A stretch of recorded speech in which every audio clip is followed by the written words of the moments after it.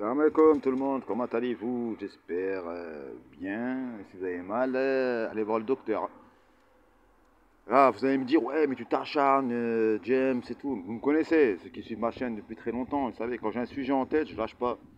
Je lâche pas jusqu'à qu'on découvre la vérité ou qu'on dénonce cette escroquerie et qu'on arrive à la, comment dire, à la nuire, cette escroquerie le plus possible qu'on le peut, quoi. Je vais parler bien sûr des 12 couilles de midi, animé par un certain Jean-Luc Reichmann, qui fait partie de l'association. Euh,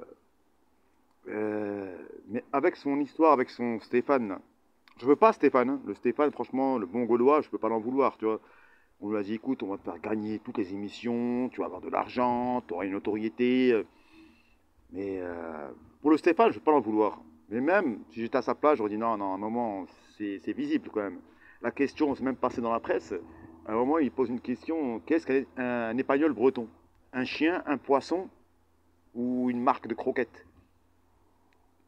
Même lui, je pense qu'il a dû dire, oh putain les gars, vous êtes passé vraiment pour un con, quoi. C'est vrai, quand tu poses une question aussi bête à quelqu'un, normalement tu devrais te vexer. Moi, quelqu'un qui me dit, Marlboro est une marque de cigarette, un titre d'un film ou une chanteuse connue. Tu vois, à un moment, tu te dis, attends, il m'a pris pour un con, tu vois. Non, mais l'autre, de toute façon, quand il arrive, faut voir, hein. Parce que, comme dit, moi, quand je mangeais chez ma mère à midi, je regardais. Au début, je pensais que c'était. Parce qu'à l'époque, c'était vraiment des questions. Il y avait quand même des gars assez cultivés, tu vois.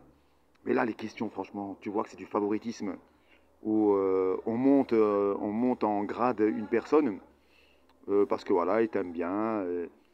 Et de toute façon, le mec, quand il arrive, le Stéphane, quand il arrive, tout de suite, quand il arrive, tu vois qu'il est confiant, le mec. Il sait qu'il va gagner. Des fois, je pense qu'il a même besoin de dire bon, tu vois, je veux dire, on peut pas raccourcir l'émission. Il s'est même permis. D'ailleurs, c'est Jean-Luc Reichmann qui a dit, je crois que c'était hier ou avant-hier. Ouais, non, c'est ouais, ouais, hier ou il y a 2, 3 jours. Le Stéphane, vous êtes permis d'avoir interrompu, parce que c'est une émission qui n'est pas en direct, hein. C'est du différé, hein, c'est enregistré, puis c'est. Et puis le mec, il s'est carrément permis d'arrêter l'émission, apparemment pendant l'enregistrement, pour aller pisser. Tu vois, le mec pépère, ouais, attendez, j'ai envie de pisser. Coupe, coupe. Le mec, c'est bon, il est chez lui à la maison, tu vois, il est pissé. Avant de pisser, je pense que ça a bu des bières. Tu vois ce que je veux dire, c'est une émission enregistrée. Mais les questions à 2 balles qu'il pose à ce type-là, et quand tu vois les questions qu'il pose aux autres concurrents, mais ça devrait éveiller les gens qui suivent cette émission de merde. Ça y est, c'est plus. À l'époque, c'était du divertissement, c'était de la culture générale. Là, c'est devenu de la merde. Je suis désolé, c'est devenu de la grosse douille.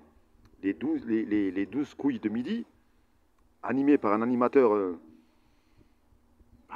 J'ai rien contre lui, tu vois. Mais bon, il est là, il fait semblant de pas comprendre. Quand il reçoit un cadeau, il fait le mec. Ah oui, oh, putain, il y a des mecs, sont là, je vous adore et tout. Putain, ils sont en train d'adorer un type comme ça, putain.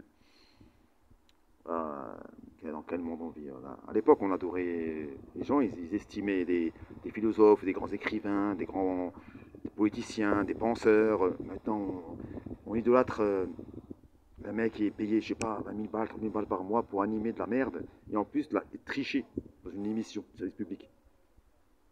Ah non, oui, TF1, c'est privé, oui, c'est vrai. C'est vrai. Mais bon. Putain, la redevance télé, et putain, pour regarder cette merde. Moi, je sais pas, moi, je me dis que c'est injuste. On laisse pas la chance aux autres candidats.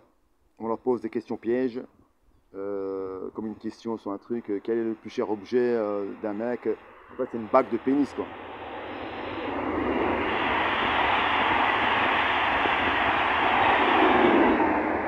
Et puis t'as Z, tu sais, Z là, qui explique ce que c'est à chaque fois quand tu as une réponse. Oui, Z, dites-nous Z, c'est comment ça se fait ça? Comment ça se fait que oui, effectivement, dans l'anti... Ah, putain. Tu sais, la voix de Z, là, la voix. En fait, tout le monde, quand écoute sa voix, il pense qu'elle est bonne, elle est fraîche. C'est une vieille peau, là. Elle doit faire 110 kilos. Et ils sont là, les gens en train de suivre cette émission à la con. Moi, franchement, c'est fini, je regarde plus. Moi, depuis que j'ai appris que c'était. De toute façon, je savais, depuis que j'ai vu les questions bidons qu'ils posaient à Stéphane et les questions un peu complexes. Oh, quand je dis un peu complexes, bon, oui. faut avoir une sacrée culture générale pour pouvoir répondre à toutes ces questions.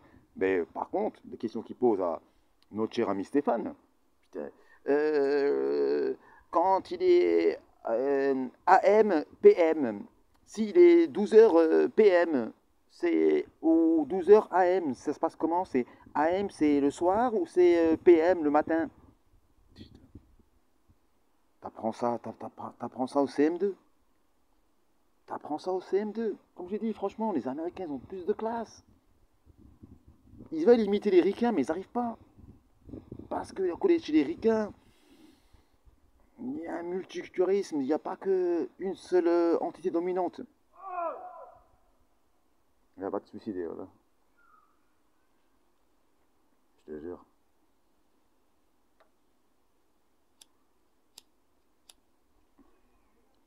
On vit dans un monde d'escroquerie, voilà. Un monde d'escroquerie. Un monde où tout est faux, rien n'est vrai. Même pour un jeu télévisé. Ils arrivent à tromper le monde pour un putain de jeu télévisé. Moi, je vous dis franchement, pour ceux qui sont d'accord avec moi, boycottez-moi cette émission de merde. Parce que c'est de la triche. Il n'y a plus de suspense. Il n'y a pas de. Moi, je sais pas, quand je... c'est comme vous allez voir un combat de boxe où vous savez que l'autre, il est payé pour se coucher au troisième round. Vous n'allez pas la regarder. Vous allez peut-être parier. Vous êtes malin. Vous allez peut-être parier sur le vainqueur. Parce que vous avez des infos comme quoi l'autre, il va tomber au troisième round. Il a été payé pour ça. Mais là, vous gagnez rien. Pourquoi vous regardez cette merde alors que vous savez d'entrée que c'est lui qui va gagner? C'est la pleine lune ce soir, quoi. Il va vraiment être taré dans ce quartier, je veux dire. Dans les villages, là, il y a plus de tarés que dans les villes. Après, je sais pas si vous êtes d'accord avec moi ou pas d'accord avec moi. Je sais que ça fait rire, ça passe le temps aux retraités, tu vois. Ils sont là, ils regardent ça en mangeant, tu sais, à midi. Mais là, honnêtement, moi, franchement,